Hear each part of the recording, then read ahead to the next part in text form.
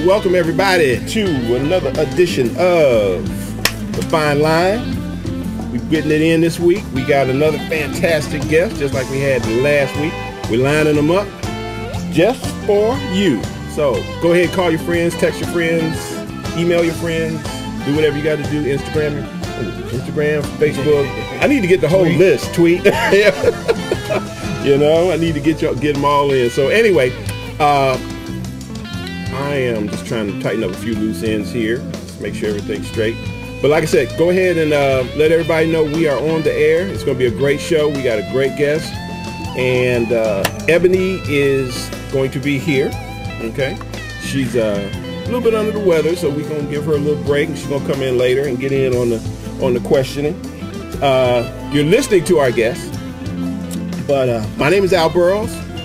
We got Ebony. She's going to be right here, and you got Brother AD on the other side there. Right.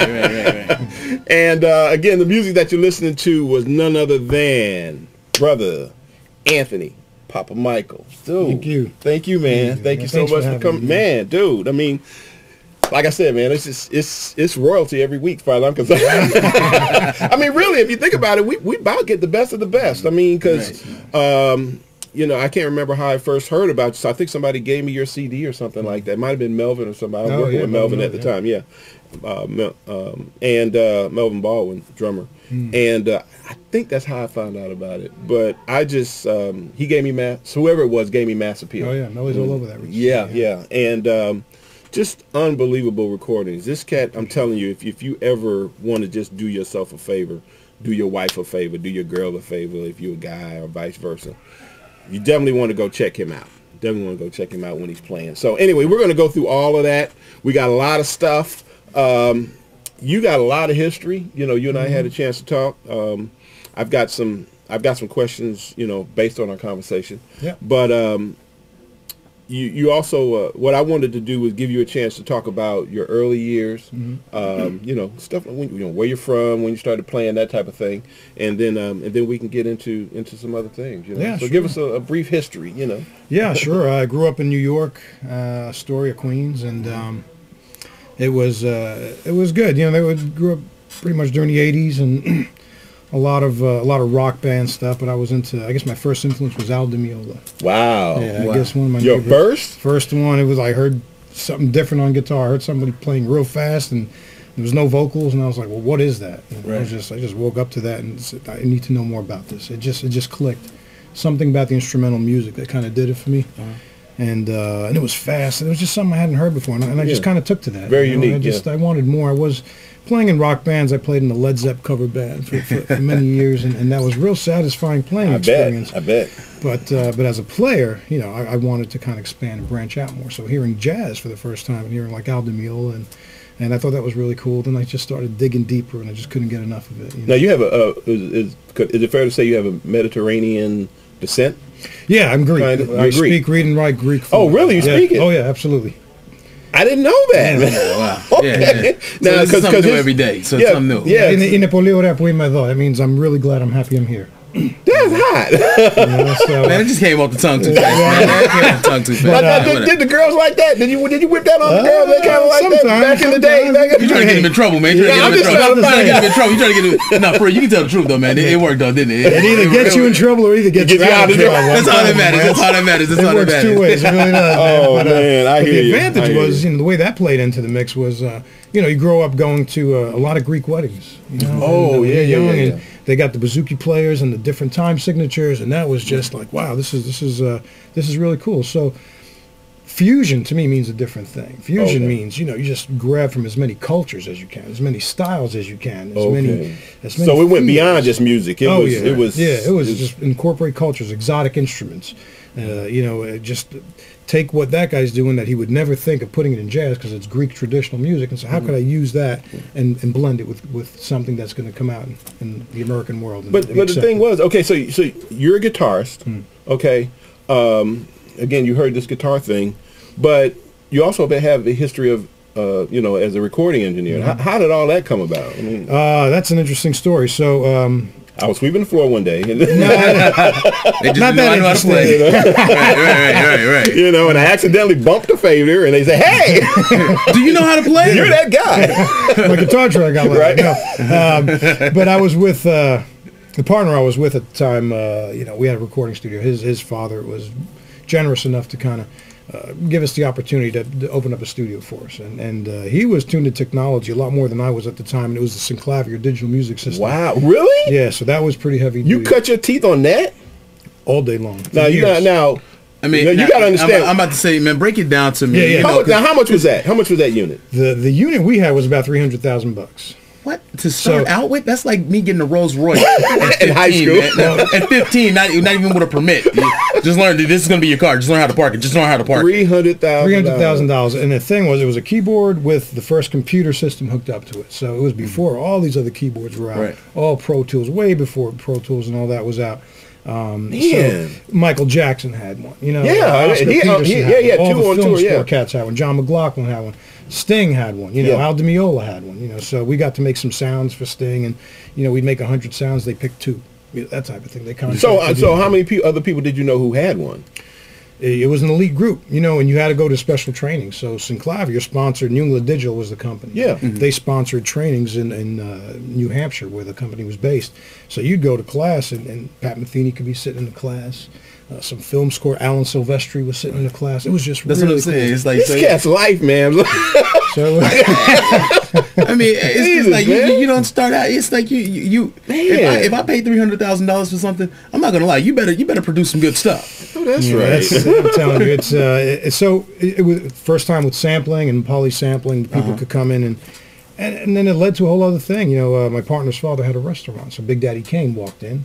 And my partner's father went up to him and said, "Oh, my son has a studio. You know, we want to check it out." So Dad is just like, you know, they're doing something. Yeah, exactly. Kane called us one day and he said, "I want to check out your place." And he came down and he saw what we could do. And pretty much guys would walk in with crates of records and say, "Chop this up, chop this up, chop this up." So I'd sit there and sample and cut it and truncate and match them all and everything, and the record would be done. And then they found that I could play bass line over it. So then you play bass line. So you just get into this position where you're producing, you're the musician, you know, you're the engineer, you know. So a lot of these cats got spoiled. I'll be honest with you. You know, sometimes I got the credit, but a lot of times I didn't. But imagine, I mean, you're playing Zeppelin, okay, and you're recording some of the you know what I'm saying? I mean, these are the cats who created this whole. We were there, but you left out the most important thing, man. He fused in other cultures. That's what I'm saying. He's got all of this. You got Zeppelin culture, then hip hop. My head would have blown up. My ears would have blown. You're trying to get wait. I don't know this beat, man. You know, I don't know this beat. You know, that's like confusing, man. It was. Well, you know what? It's sometimes these producers back then, you know, they took it for granted, and you know, I could have taken an hour to do the job, or you could take 5 hours. So it depended on who was there, how they were working me, what the compensation was. But you start mixing stuff, and you have to draw the line at some point and say, this is not going to work. You got 3 bass lines. How am I going to make them work? They're in different keys. So, you know, it was interesting. But the reason I got into engineering was, the technology really intrigued me. So I said, well, this is cool. Ultimately, I'm a writer. I had a lot of ideas. So what better way to cut my teeth, earning some money, doing some rap and R&B that really now is the laying foundation of hip hop. Working with Eric B. Rakim, you know, just the De La Soul. Just so many go people. through that list. Keep that list going. Master Race. I mean, there's just a lot of people that's out there. You know, KRS-One. I mean, LL Cool J, Kool Moe Dee, Dana Dane, Slick Rick. Just you name them, man. Man, you're giving out names that some people don't understand. They don't understand. They don't understand the importance. Of those names, but to say that you actually work with them, I mean, that's like literally like the Walk of Fame in certain walks. So it's like, I worked with him. Yeah, I worked with him too. Yeah, I know him as well. So where does that go, man? I mean, you're getting awards. So we're getting awards. You know, I mean, the records are selling. The word of mouth. We never advertised once. You know, Kane was in there. Next cat comes in. So Warner Brothers had Cold Chillin' Records. Cold Chillin' was sending all their artists there. You know, one after another. I mean, we wouldn't leave the studio. That's how we got the studio tan. You know, you just never leave. There's no windows in there. So that's how I had to put plastic on my window in my studio because you really didn't want to see that sun coming up and going down.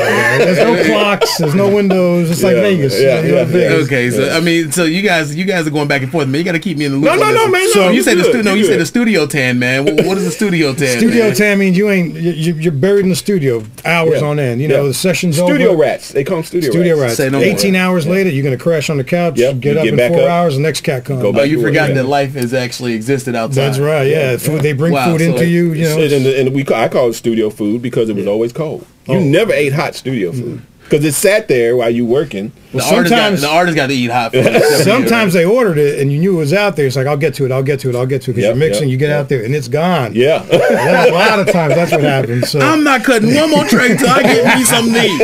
And it better be hot. That's why it took 1 hour or 5 hours. You know? But so...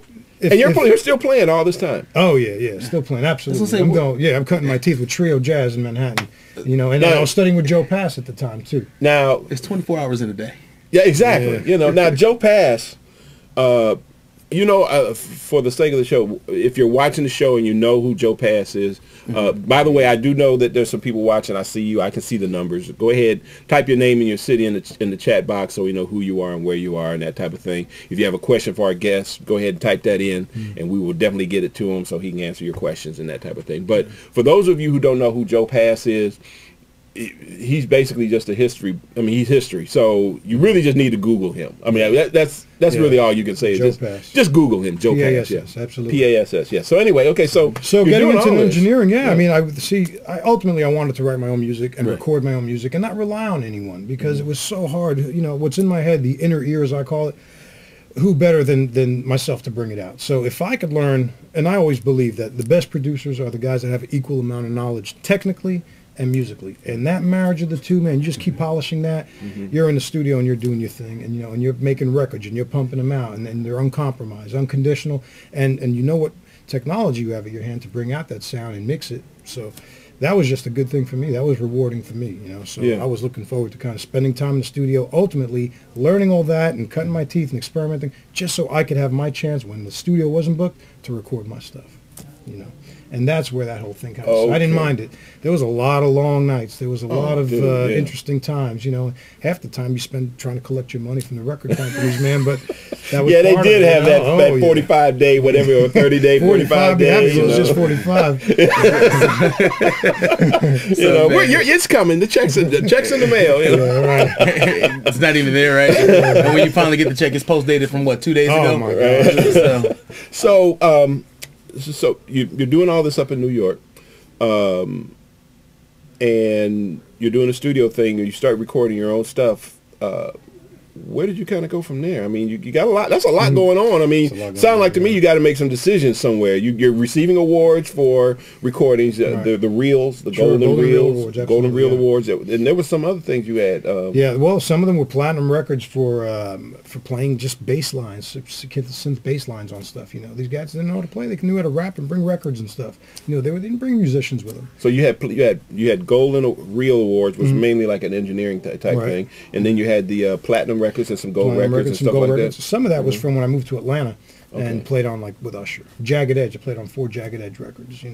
Alicia Keys. Just Now you come to town. Let's because that's now he just went from New York. Right. He just came from New York. Right. So when you're doing rap in New York, man. Right.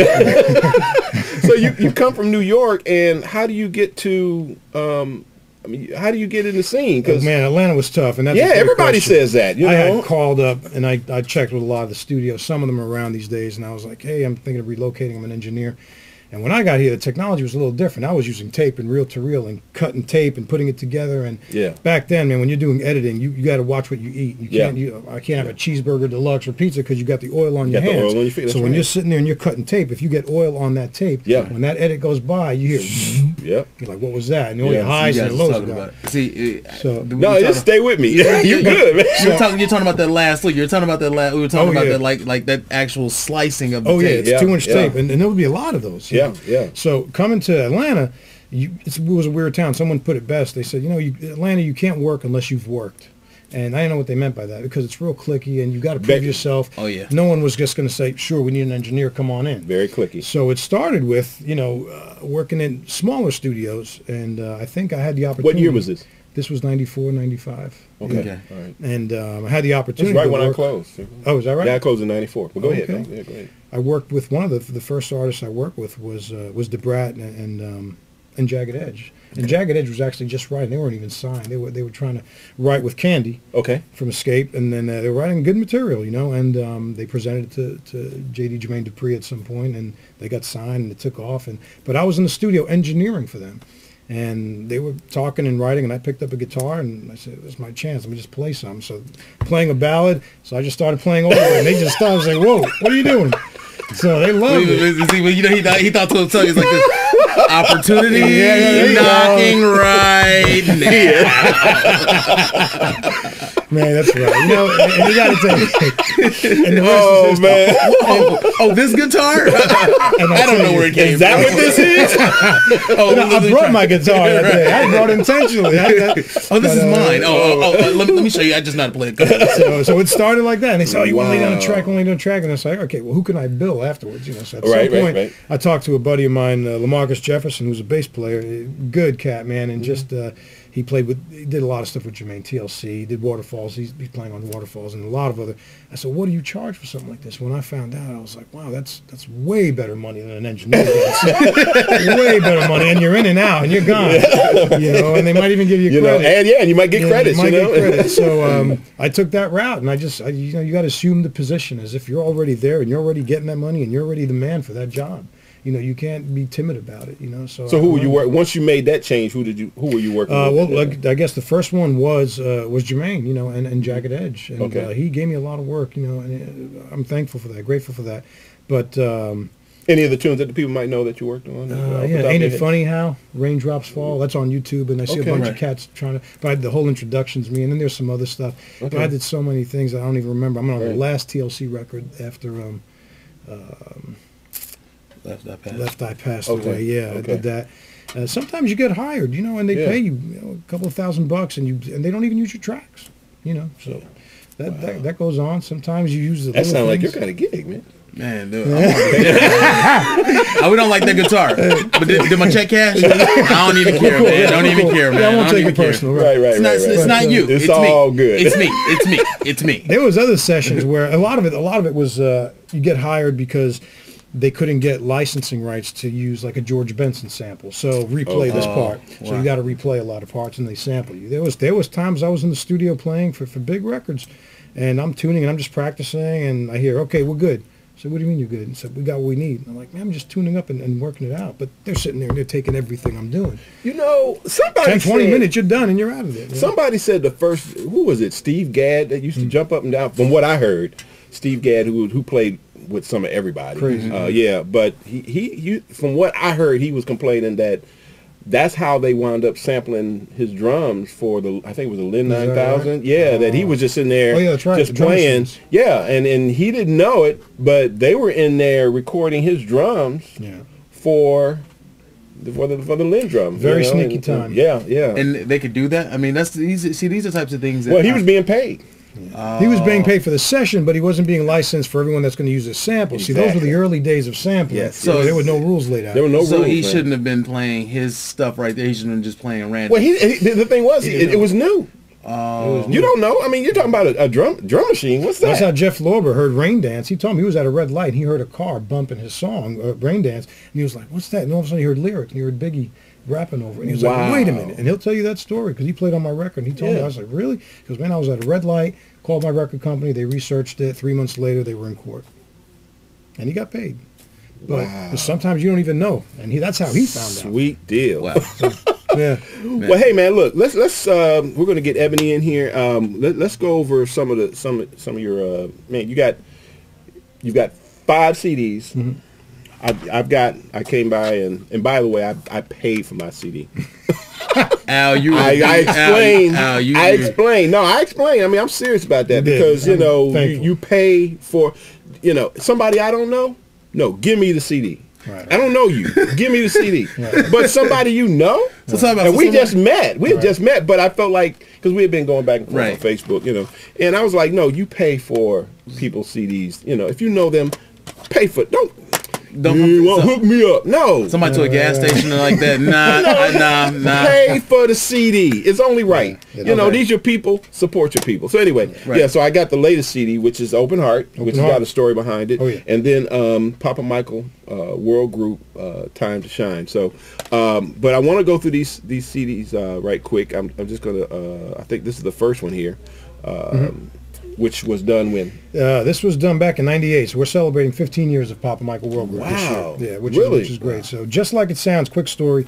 My name Papamichael. Every time I filled out a credit card app or anytime I filled out any form and people say, "What's your name?" Papamichael, they panic. Oh, you got to spell that. So I say, spell it like you said. P-A-P-A-M-I-C-H-A. Yeah, that's right, just like it sounds. And I still hear that to this day. And that's the name, just like it sounds. That's where you got that? Yeah, that's where I got it from. Figure was a good debut record. Crazy. Yeah. Here comes the history. You know, there's so much behind the name, man. That's awesome. You know, I mean, wow, just like it's. That's cool. I was thinking it was a music thing. You got a whole other thing. You know, I noticed that. I'm starting to notice that, man. You really take your life and apply it to your music. I know, I do. I like I say, I even stated in some of the CDs, I say, you know what, thanks to my musicians, we not only make great music and keep the standard up, but we document life through our music. You know, and that's how I believe. I don't want to sound like anyone because it comes naturally when it comes out of you. If you try to sound like someone and they don't like it, man, then you're going to regret it. Maybe that's why when you and I talked, and I was talking about songs in the key of life, which is really what that whole, that whole project was about, you know. So I mean, so anyway, yeah. So we got CD number 2, which is Defend the Orphan. Okay. Defend the Orphan. The title came to me. I was in church one day, and this was after a real tragic incident I had back in '97, and then it just stuck with me. You know, Defend the Orphan. The person I was with, I lost, in a fire at the time, and they were an orphan. And at some point, the preacher was reading from Scripture and said, "Defend the orphan," and that just stuck with me. Wow. So I earmarked, $1 from every CD sale to go towards the orphanage. St. Basil's up in New York. Yeah, that's great. Okay, CD number 3.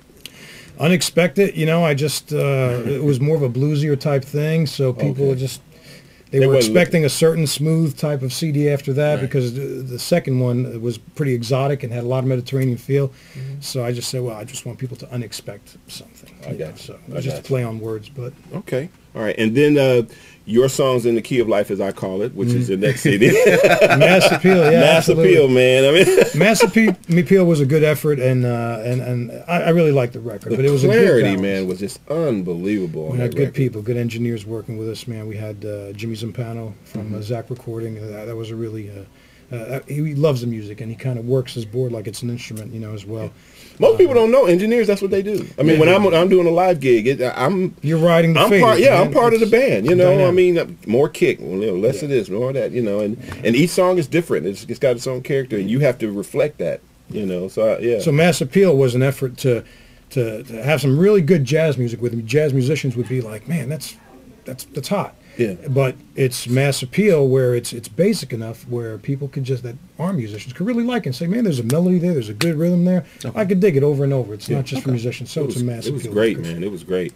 And then we've got this one, Open Heart. Open Heart is it's got a whole other story behind it. Yeah. We're going to come back to that. You just hold on to that. Yeah. And then finally we've got the Time to Shine, which is the live DVD. Time to Shine, live DVD, absolutely. Right. And which is what I have here. Yep. Okay. And exactly, the title of, since I'm on that topic, I was on my way to the gig, and it was about a half hour before, and someone texted me and said, "All right, Papa, time to shine." Right.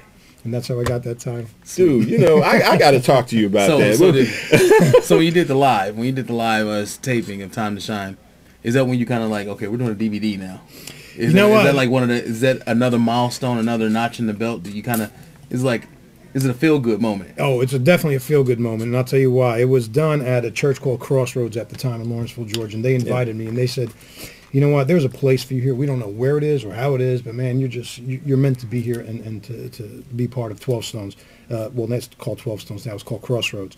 So they wanted to have an event to invite people to see what the church was about and how cool it was. And so they had a jazz night where they invited people and said, just invite people that don't go to the church. So they had tables set up and they had a little Starbucks thing and everything. And I said, I'll take care of my musicians. They had 4 or 5 cameras shoot there. And I said, well, if you give me the videotape so I can kind of get at it and record it multi-track, we're cool. Turns out I sold a ton of CDs at that event, paid my musicians, and I held on to the tapes till about 3 years ago. Wow. And then I finally edited them because that was shot in 2005, but I finally put it together, you know. Wow. Well, look, I went on YouTube. Luckily, I found something from the DVD, and I'm going to play it. Trust me, you're going to love it, and then we're going to bring Ebony on, and we're going to really get into some stuff because you got a lot more stuff to talk about, especially not only what's going on now, but also what's going to be going on in the future. So anyway, y'all check this out, and we'll be back.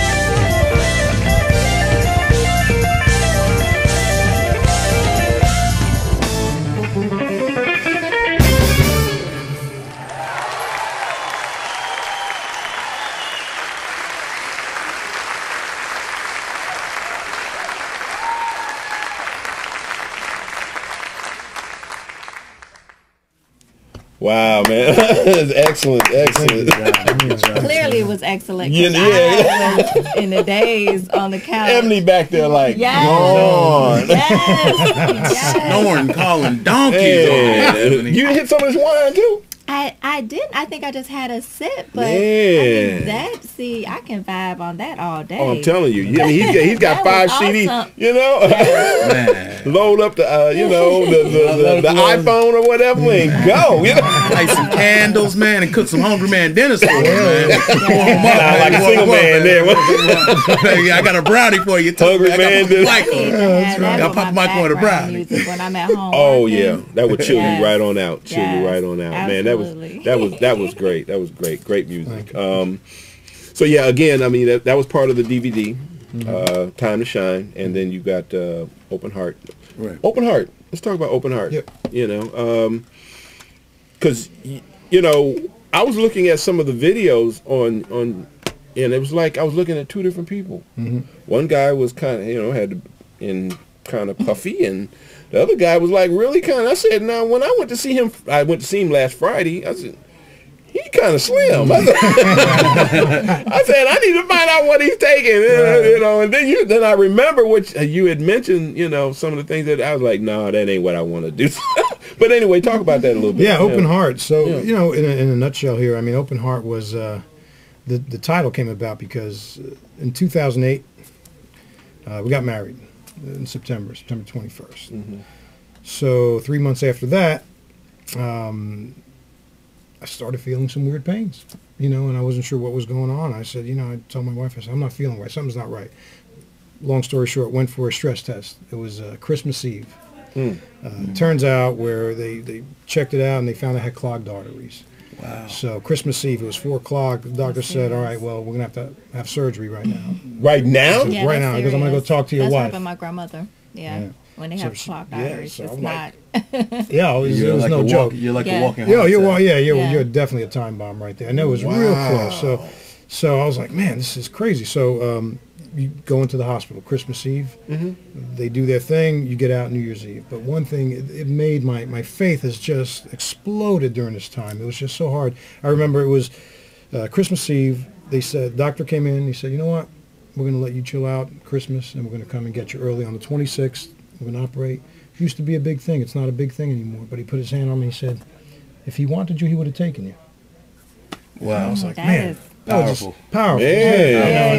That doctor, he had a gift, man. Yeah. You had the right doctor. I mean, I'm not going to lie to you. Christmas Eve, you're telling me, man, you can operate. Man, I mean, he knows his game. I mean, he reads that. So it was interesting. He was actually Googling me. He found out, through friends that, who I was, and he's Googling me. They gave me anesthesia, and he's like asking me questions. Oh, where are you from? What part of New York? And I was like, yeah, putting them out. So he was on my side. No, but you get out New Year's Eve, so, and you never think life's going to be the same. I was like, man, I didn't touch a guitar for 3 months after that, Whoa. But in 3 months' time, that had never happened before. No, it never happened. No way. I mean, I was... That's like breathing, you wake up, you start playing. So, and you look back, and the same period, in 3 months, I got married, had heart surgery, found out my wife was pregnant, and we bought another house. In 3 months? All in 3. It was a big transformation period. So it's like... That's a lot of stress. You could look at it like... But you had a lot of stuff built up. You were probably ready. Right. Enough to give you a heart attack. Like, no pun intended. Pow! You know what I mean? Got a lot of stuff built up. Never heard you get a pow, man. Perfect. Great time. I love it. If you're going to do it all, just do it all. Just do it all in one day. There you go. Get all the stress right here. Great Christmas present from God. Oh, no doubt. It was just incredible. But life is so good now. So, it changed my outlook completely. I mean, everything you eat. Exercising. I mean, I lived a horrible lifestyle. Didn't sleep at all. Would make coffee late at night. Leftover pizza at midnight. It was a studio thing, man. Because that's what you do. You just eat whatever's around. You eat it hot or cold. I mean, you don't care what it is as long as you get something on your stomach. I mean, give you more energy to keep working through the night. There you go. That's all you're trying to do. And plus, I had no relatives. I'm the only one in Atlanta at this time. All my relatives are back in New York. Now, for those who don't know, because I mean, I haven't really had. I talked to maybe one other person who's had open heart surgery. Did they have like the real open heart surgery? Oh yeah. Okay, so you might need to let. Yeah, I mean, so that's the whole thing where they got a saw. They gut you like a deer, man. That's the bottom line. I mean, they take a saw and they start from right here at the collarbone and come all the way your down. Whole sternum is open you up. Take your heart out, and your heart's alive on some machine, and they're doing what they got to do, and they pop your heart back. Taking a couple of arteries from a leg here and there. Yeah, so they take an artery from your leg. They took one from the chest for the main artery. And then it was like. So your heart was outside of your body beating. Yeah, that's what they told me. Absolutely. Oh wow. Yeah, they got to take it out. They didn't tell you that till afterwards. But then I had no time to think about it. I'm telling you, you're going in now. You're going in now. That's it. I didn't know anything. And then the craziest thing is like when they put the heart back in, it's just kind of like, okay, pop it back. It's like it's a miracle. It's like they pop it. It's like they flick it and it just. Yeah. It comes back. That's amazing. Yeah, but it was and I'll tell you, bouncing back, the human body just heals incredibly. I mean, I'm definitely the best shape I've ever been in my life, man. Wow. Just exercising, playing tennis constantly, Oh, that's right. You did play tennis. Yeah. Now, when you said That's smart. Now, when you talk about feeling. How did you feel before? I mean, did you feel tired or anything? Yeah, you feel fatigued, and because it's gradual in your life, and you lead to that. And then I remember trying to run around the track, and you're just windy, like wow, and just. But right before the surgery, when I'd go check the mail, and I was like, man, I had to stop and just say something is not right. So it got to the point where just red flags. And then, so you got to listen to your body. So you have the surgery, and you get healthy again. Mm-hmm. Now you got arteries that are like. I mean, wham! Brand spanking new. I mean, what did that feel like? Oh, is it night and day? I mean, do you really feel that much?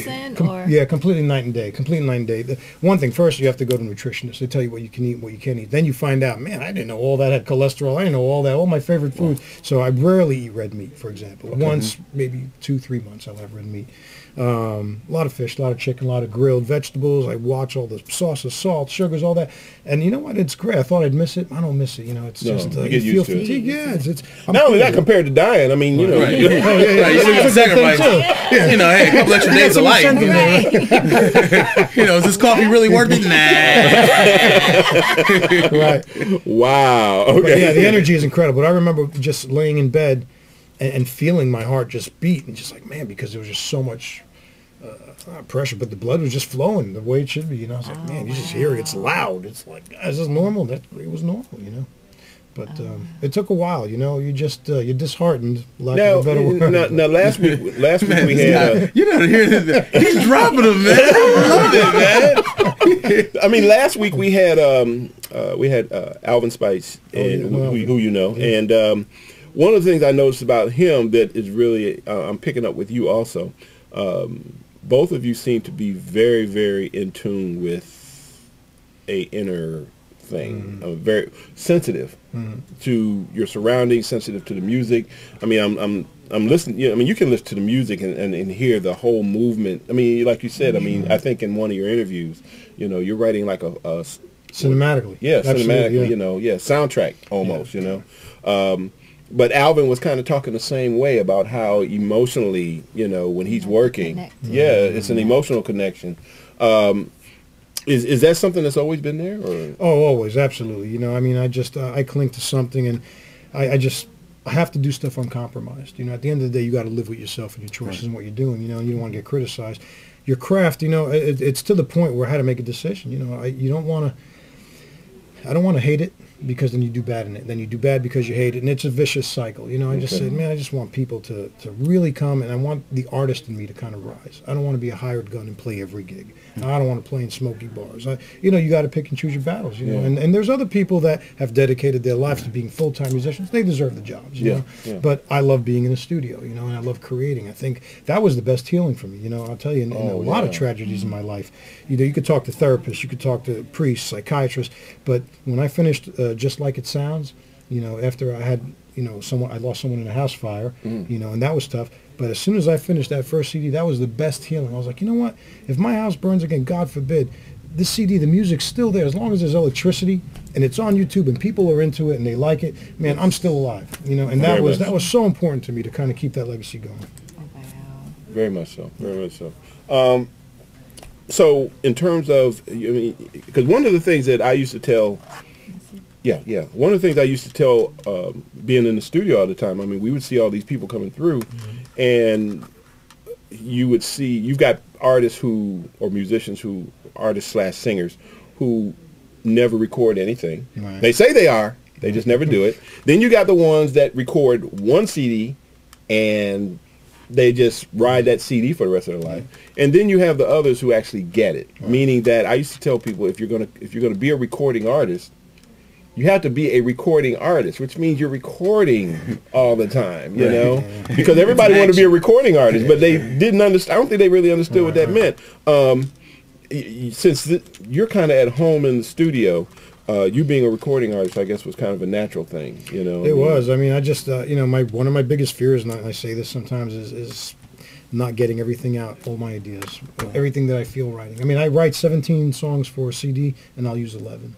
Okay. You know, I may never use those other ones again. It's not like I'm saving them for another CD. It's just, you just want to make what's going to be the best match for this work of, So my question to you is like, your motivation for an album, is it, okay, I finished this album right here, I finished Open Heart, I'm thinking about writing again. What's the motivation for just cranking out another album? Is it just, I got to get spew out my thoughts, or I just want to just make sure I just want to keep it going? No, it's never. I just want to keep it going, because there could be 5 years between CDs, and sometimes there's a year between CDs. It's going to keep going. That's just the nature of it. People will wait for it. If it's good, sometimes it's, when's your next CD coming out? I love it. And it's the emails you get from Germany, from all over the world. It's playing that one gig, and that's when you feel most alive and saying, wow, I really want to get back into it. It sparks that way, or it's just documenting life and saying, you know what, it's time, I'm feeling this. Or sometimes it's like the next CD will be a trio record, Okay. I've done full production CDs, and they're a lot of work to do. Yeah, there's a lot of labor put into that. So the next one will be, probably a trio as a core. Me, Jimmy Haslip, Sonny Emery will be the core of that CD, live in the studio, and that's a satisfying playing experience. But the writing is always going to be unconditional. I might make a 9-minute song. I might make a 2-minute interlude. I'm not going to let, and the first couple of CDs trying to get radio play was just a joke. It's like, oh, you got distortion. You're not going to be on jazz. Oh, your songs are too long. You just hear, it's not over here, maybe over in Europe. You got to live with that. I was going to ask you about the CDs in terms of just, one, you put these CDs out, as a songwriter. I mean, I know that I've written some songs, and you're like, man, this is it. And then you give them to pass the CDs around just to get feedback, and everybody's jumping on this other song, and it just so happens to be the song that you like. I'm really not into that song. Did you ever get any of that? Oh, absolutely. I get it all the time. It surprises me. Now the truth comes out, right? Oh, yeah, I'm like, you're going to make me play this song I can't stand. Well, there you go. I mean, think about, someone who has a one-hit wonder. They got to travel the planet for years playing that one song. Yeah. They ain't loving it every night. I'll guarantee you that. Yeah. But you go with the 80-20 rule. You try to make 80% of the people happy. And 20% of the people, someone's going to say something. They may not like, they may like 80% of the CD, and that's great.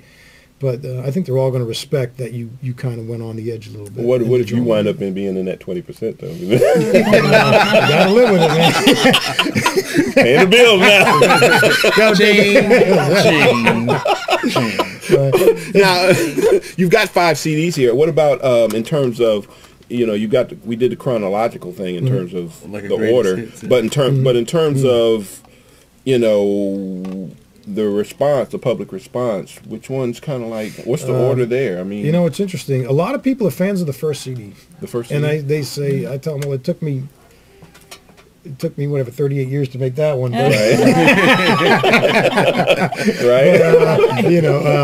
No, the second CD's got a lot more exotic, so it's interesting to see a lot of Europeans like that record. For example, the third CD's got a little more blues distortion, rock edge, so a lot of cats might like that. Guitar players. Okay. Mass appeal is definitely high on the charts there because people love it. A lot of people that just. I know it's the engineer. Yeah, the engineer was talking about it, and then what was interesting is that you mentioned that first CD. You had 38 years to write it. If you remember, Arrested Development's first record was 3 years, 6 months, or whatever it was. Right. In the life of Arrested Development, and so Speech told me that what that was the group had been together that long. Sure. And so when he named it that, it was because that's that was how long the group had been together to make that first CD. So when you say 38 years to make that first CD, that's exactly. I mean, it led up to that. It was at a point where at some point, and the years before that, I was like, well, I don't have a CD. Well, you get frustrated. It's like, well, you're not ready, and you got to just accept that.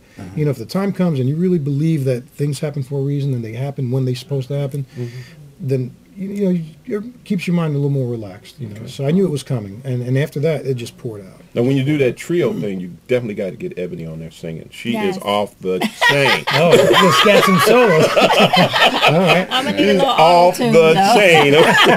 What you do is that okay? I want you to do is I want you to let her sing thing right, and then I want you to take the recording and move it back and forth. So you stay with her, okay? Let's go back to tape editing, huh? Yeah, you stay with her.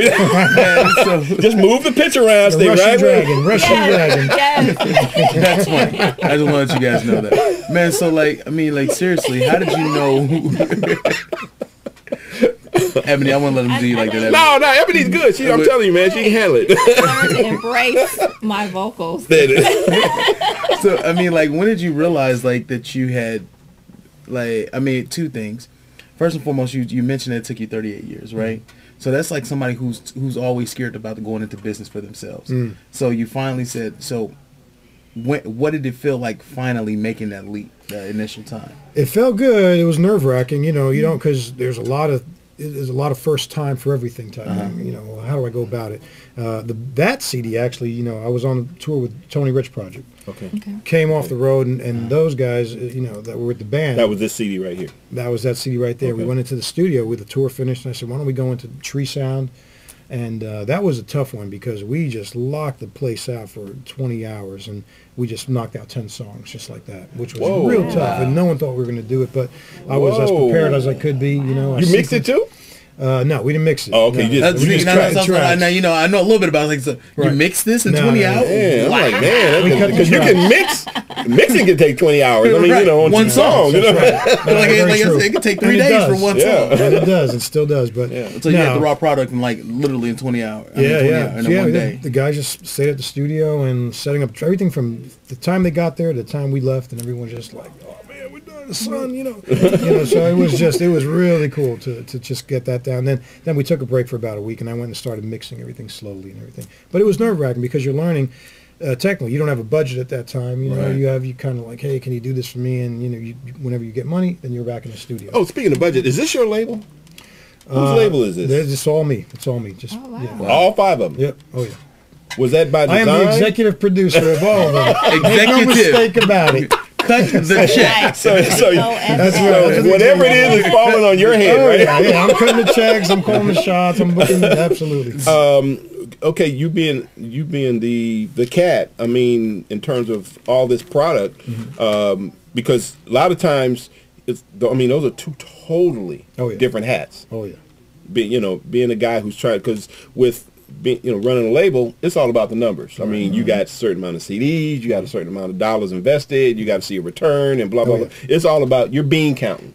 Okay, going in, you're an artist. Which is like, I don't care what the people say. I'm going to record what I want to record. Right. Yeah. I want unicorns in my studio. Unicorns. I want to cut it with candles and without candles. Yeah, exactly. What's the difference between in terms of what you've learned from that first doing both jobs, that first CD to this one right here? How to be efficient. You got to respect musicians' time. I mean, they want to know that you're prepared. That so you didn't really get that. You didn't really get that the first time. I mean, you didn't really prepare as well as you. Why did that come to mind? Well, there was a better balance on the first CD. Luckily, we did it in 120-hour session, so I wasn't dragging people all through a couple of months of coming to the studio and doing stuff. So they cut their tracks. They would come back occasionally, lay down another keyboard part, or that part was out of tune, come and redo that. So, but you just learn how can I make this more efficient? How can I wrap this up quicker? So I sequence all the songs. So before the band hears it, I'm sitting there with my sequencers and everything, and I'm getting a real rough draft, laying out the format, and giving it to the musicians, saying, here, why don't you let this marinate for a couple of weeks? We'll be back in the studio, and we'll cut it. And then they add their own little flair to it and everything. So they appreciate that because they have a heads up. I think a musician either hates or loves. It's both ways, where you show up to the studio session and you have no idea what you're going to play. you know, what you're going to play against or whatever. You know, some guys love it. I just want to wing it. Some guys like, man, you should have let me know. I could have done a better part. So it works both ways. So I prefer to just give them enough, whereas like, here's the format, so there's no surprises, but there's a lot more room for you to add your touch. What about the bean counter side?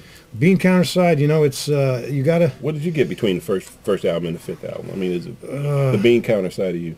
Because I mean, without that bean counter, you know, you got a kid, you got a wife. I mean, you know, you know, life is. You know what? You make it up on CD sales at some point. The first CD is still selling. So it's not like you got to make it up in the first year. Congratulations. Yeah, that's how it's on iTunes now and everything. So exactly, and you have to look at it that way. And that's the important thing of making something that has longevity and something that people want to hear and that's going to stand the test of time. Where you have pop music that just you make a lot of money at once and then you're gone. You know, pretty much. It's out of style. How did the online sales thing affect what you were doing? I mean, online sales are great. You know, ironically enough, 70% of the sales still to this day is from overseas. You know, I get a lot of Germany, you know, London, gosh, man, so even Middle East now, but Argentina. I was gonna say, no, I don't go over there. I mean, it's online. I mean, just promoting it and everything. And so you haven't toured over there yet? Oh, wow, that's awesome to have that many sales. Yeah, I'd love to.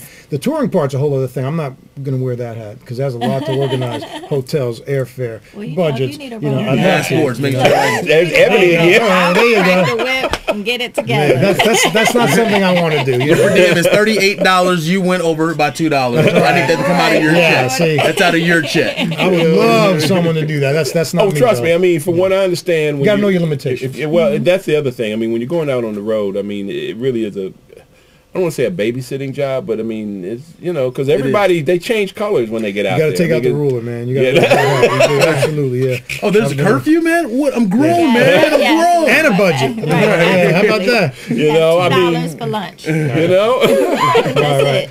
But I know they would appreciate this overseas. The emails I get are phenomenal. Argentina, you know, I send them links so they could download the WAV files because they don't trust their government with the CDs. They said the postal office will take the CDs.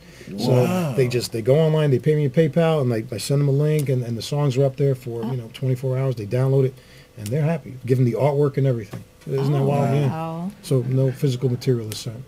So you're not worried about copyright infringement? Well, that's part of the game. I understand, but I'm talking about overseas. It's kind of like basically it happens. Yeah, it happens. Even from the first CD, there's always, I look at the reports, and there's a company in Hong Kong somewhere. That it always goes to a factory. You got no control. I mean, I'm not about to hire a lawyer and spend money and chase that, but they do it with everybody, you know. Yeah. And I even saw somewhere, I think I have the picture somewhere, they misspelled my name and they changed the cover, but it's my stuff, you know. I was just like, what are you gonna do?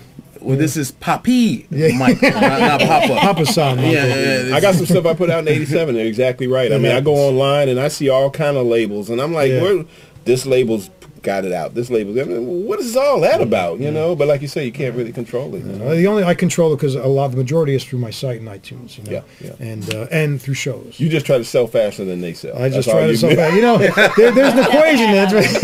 There's an magic equation. Yeah, you could sell fewer CDs for more money, or you could sell a lot more CDs for a lot less money. Yeah, Yeah, that's true. That's true, man.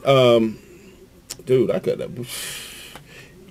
Where you gonna the future? Let's talk about the future right quick. Oh, you're gonna do the trio CD. Do the trio CD. What else do you want to do? I mean, I know you got 50 million. I'm doing a new age record actually. Your daughter, she's gonna be singing. She's going to take your job, so you need to get on it. She sings and plays drums. I got 33 guitars, so she plays drums. You say out of 33 guitars, she only plays the drums. So the war is on, you know. Ebony and your daughter. It's on. It's no favoritism, Ebony. It's no favoritism. Trust. But she's practice. Yeah, she's 3 though, right? She's 3 and a half. And she loves to play drums. Yeah, she loves it. She loves to sing. She loves to watch videos. And now you know she winds up playing with you one day. You're just going to be I love it. Done. That's my dream. That's my next dream right there. It's going to happen. Yeah, we jam at home, and you know, it's going to happen. My wife will play the piano, and I'll have the guitar, and I'll start in, and we did it the other day, like I told you, and she goes, "No, Daddy, no," and she got all upset. I said, "What happened, Sophia?" She goes, "I counted off. 1, 2, 3. Yes. And she does it with the sticks. She's already a perfectionist. I love it. Are you recording those times? We were on the phone. We do. Yeah, absolutely. I've got a lot of that. To keep them. So my wife looks and says, "Where do you think she got that from?" She's a band leader now, but I'm blessed, man. That's good. She lights up my life with nothing else. So I'm sorry, you do the trio, and what was the other thing? The trio, I'm doing a new age record. It'll be all acoustic new age type stuff, which is pretty cool. And that's really going to be cinematic. That's the movie soundtrack. Throw it on and let it loop. You know, that type of thing. Just therapeutic. You know, that type of thing. Because I have a lot of that, a lot of those ideas, textures and exotic instruments that I want to play on that CD. You know, and then we're probably going to do another live CD, another real good live DVD or something like that. And I don't know, wherever. He's giving me ammunition. Now, in terms of you do play locally. Yeah. Some of the places that people can catch you. Lowe's Atlanta Hotel is just a real great opportunity to come by. Were you there? We were just there for 3 weeks. Yeah. We're going to be there April 26th and 27th. It's a Friday, Saturday. Okay. And the following week, May 3rd and 4th, and then May 10th. We'll be there. Which Lowe's? Lowe's Atlanta. It's on 11th Street and Peachtree. Yeah. Okay, in Midtown. Midtown. Absolutely. Okay, the one in Midtown. Yep, okay, I was going to say, make sure we say the one in absolutely. Midtown. I appreciate that. Well, that's the only Lowe's we have. I thought there was there's multiple. one in Lennox, I think. There's 2 Lowe's here. There's Lowe's, 2 Lowe's? I think there's there's 2 Lowe's. I may be wrong. Don't judge me. But you're at the Lowe's where is it the STK Steakhouse? That's the one? Yeah, Okay. absolutely. Yeah, they just put a Cafe Intermezzo right on the corner. Oh, well, okay. Well, I am there. Yeah. And then July 13th, we have a big show, full band show coming up, and that's going to be like to celebrate 15 years. Where's that going to be? That's going to be at the Red Light Cafe. Where's that? Really? I've heard of that. That's off of Man, who's Monroe mixing Drive. it? Yeah. Not sure yet, but you want to come on down? We'll definitely talk, man. I don't want no money. I just want a good time. I guarantee that. I just want a good time. So people can find out about all this where on your Facebook page or on your Facebook website? page is absolutely good. Yeah, Okay. Papamichael World Group. My webpage probably going to start updating that so it'll reflect that. Okay. So it'll be absolutely. Man, thank you so much, man, for thank coming you. out, It's an honor man. to be This here is with you guys. I wish I could have been the whole you. hour, but I Great. still loved it. I zoned out. Appreciate Yeah, I it, was man. on that couch. Yep. So hey, check us out next week. I mean, the guests are just rolling in. I mean, it's great. We got another great guest coming next week. Matter of fact, we've got some things coming. So just be here every Thursday night at 9:30. Again, check out the name again, Open Heart, and you do that one because Ebony's got another one. Yeah. So she's got a Time to Shine, I'm sorry, and Open Heart. You definitely want to check these out. Great. You can get everything online. You will be in the zone. Yes, you will get that glass of wine. Money and, back guarantee. You will be in the zone. Yeah, brothers, man, get 2 glasses. Man, no, get 1 glass and a bottle. Get a bottle. Jan. Oh yeah, she'd be all over that. Stepmom. Yeah. I'm gonna have her. Yeah. Oh yeah. Trust me, she will go and be buy all over copies because that. she will. She wasn't feeling well this evening, but I'm going to have her watch and she will love this. Definitely. So hey, again, Anthony Papamichael, and like I said, we got some great guests coming up. Just stay with us. They are coming. So, and you know what? We're going to get you back. When is that date again for the live band, the whole band? July 13th. July 13th. Okay. Mm-hmm. We'll have to get you back before that, and I was going to ask you, but I said, no, it's a little bit too much. But next time, bring your guitar. Oh, I'd love to. And we'll have you perform something, and that would be off the chain. And I'll bring my recorder. Oh yeah. And then 3 days later, man, we'll be bootlegging. I'm gonna grab the mic. No, I bring my recorder, man. My recorder. Oh, man. your recorder. I can play hot cross buns and good King Local sauce, man. I'm good. Oh man. So anyway, y'all take care. We'll see y'all next week. Peace.